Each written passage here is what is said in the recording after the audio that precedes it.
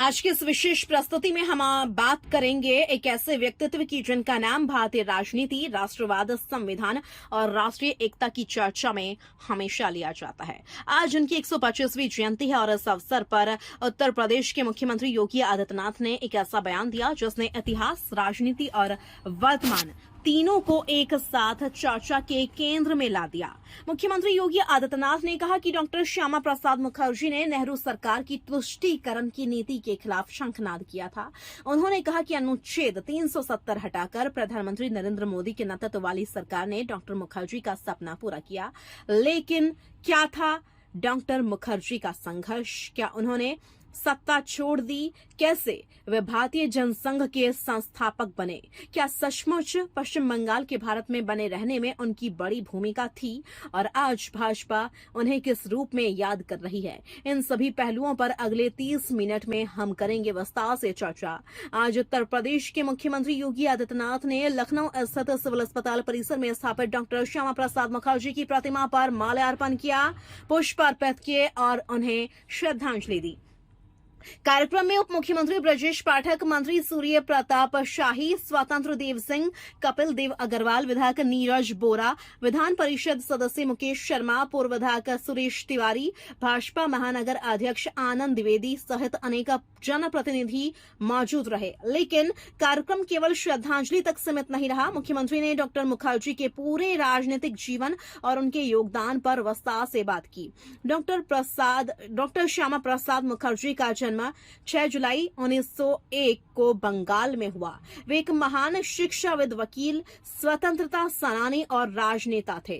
कम उम्र में उन्होंने असाधारण उपलब्धियां हासिल की। सिर्फ 33 वर्ष की आयु में वे कोलकाता विश्वविद्यालय के कुलपति बने। उस समय इतनी कम उम्र में किसी विश्वविद्यालय का कुलपति बनना अभूतपूर्व उपलब्धि थी। बाद में स्वतंत्र भारत की पहली सरकार में वे उद्योग एवं आपूर्ति मंत्री बने। मुख्यमंत्री योगी आदित्यनाथ ने अपने संबोधन में कहा कि जब नेहरू सरकार की नीतियां देश की अखंडता के लिए चुनौती बनने लगी, तब डॉक्टर मुखर्जी ने समझौता नहीं किया। मुख्यमंत्री के अनुसार उन्होंने तुष्टीकरण की नीति का विरोध किया और सत्ता में बने रहने की बजाय सरकार छोड़ना उचित समझा। योगी आदित्यनाथ ने कहा कि डॉक्टर मुखर्जी ने देश हित को सत्ता से ऊपर रखा। यहाँ यह बताना जरूरी है कि यह मुख्यमंत्री योगी आदित्यनाथ का राजनीतिक व्यक्तित्व है। डॉक्टर श्यामा प्रसाद मुखर्जी के राजनीतिक निर्णयों और तत्कालीन सरकार की नीतियों को लेकर इतिहासकारों और राजनीतिक विश्लेषकों के अलग अलग दृष्टिकोण रहे हैं। स्वतंत्र भारत में देश के खाद्य और उद्योग मंत्री के रूप में उन्होंने देश के अंदर खाद्य नीति को और उद्योग नीति को प्रमुखता के साथ लागू करने का कार्य किया। लेकिन जब नेहरू सरकार की तुष्टीकरण की नीति देश की अखंडता के सामने चुनौती बनी, तो उन्होंने सत्ता की राजनीति को तिलांजलि देते हुए उन्होंने सरकार से अलग हो गए थे। भारतीय जनसंघ के गठन के बाद भारतीय जनसंघ के संस्थापक अध्यक्ष के रूप में उन्होंने देश की अखंडता के लिए एक देश में 2 विधान, 2 प्रधान और 2 निशान नहीं चलेंगे का उद्घोष करते हुए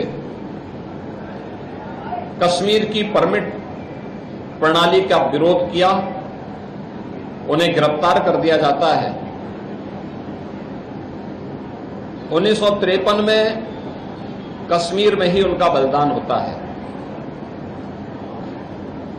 डॉक्टर श्यामा प्रसाद मुखर्जी ने धारा 370 के खिलाफ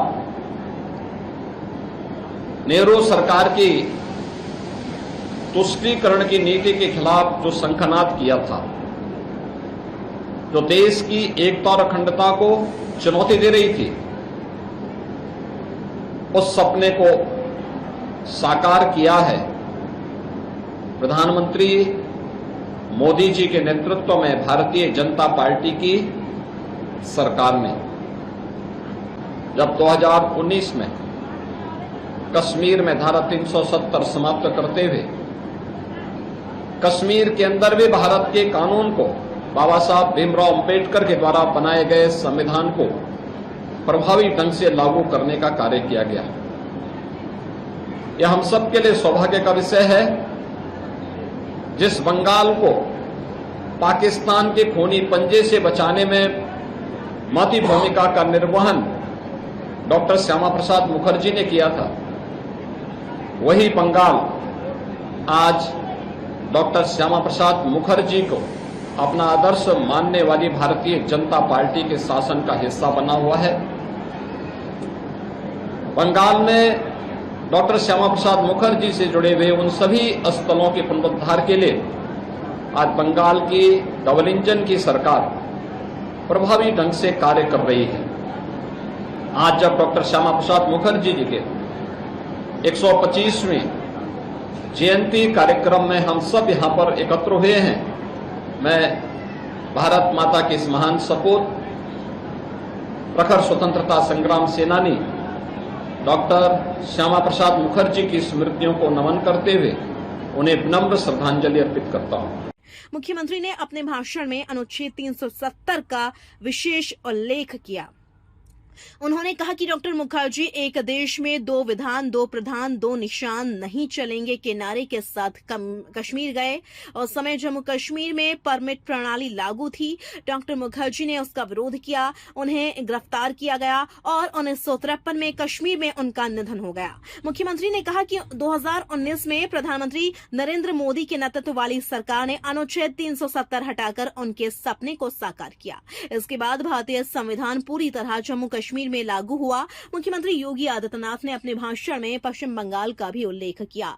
उन्होंने कहा कि जब देश का विभाजन हो रहा था तब बंगाल के बड़े हिस्से को पाकिस्तान में शामिल करने की कोशिशें हो रही थीं।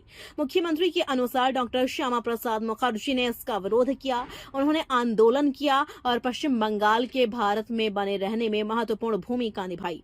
मुख्यमंत्री ने यह भी कहा कि आज पश्चिम बंगाल में डॉक्टर मुखर्जी के विचारों को मानने वाली भाजपा एक प्रमुख राजनीतिक शक्ति बन चुकी है। उन्होंने कहा कि डबल इंजन सरकार डॉक्टर मुखर्जी से जुड़े स्थलों के पुनरुद्धार के लिए भी कार्य कर रही है। स्वतंत्र भारत की राजनीति में डॉक्टर मुखर्जी का सबसे बड़ा योगदान भारतीय जनसंघ की स्थापना माना जाता है। यही संगठन आगे चलकर भारतीय जनता पार्टी यानी भाजपा के रूप में विकसित हुआ। मुख्यमंत्री ने कहा कि राष्ट्र की एकता और अखंडता डॉक्टर मुखर्जी के जीवन का सबसे बड़ा उद्देश्य था। आज जब देश राष्ट्रीय सुरक्षा, संविधान, संघीय ढांचे और विकास जैसे मुद्दों पर चर्चा कर रहा है, तब डॉक्टर श्यामा प्रसाद मुखर्जी का नाम फिर से राजनीतिक विमर्श के केंद्र में दिखाई देता है। एक पक्ष उन्हें राष्ट्रवादी विचारधारा का प्रमुख स्तंभ मानता है, वहीं कुछ इतिहासकार उन्हें राजनीतिक योगदान की अलग व्याख्या भी प्रस्तुत करते हैं। इतिहास के इन विभिन्न दृष्टिकोणों के बीच यह निर्विवाद है कि डॉक्टर मुखर्जी भारतीय राजनीति के महत्वपूर्ण नेताओं में गिने जाते हैं और उनका योगदान आज भी व्यापक चर्चा का विषय बना हुआ है।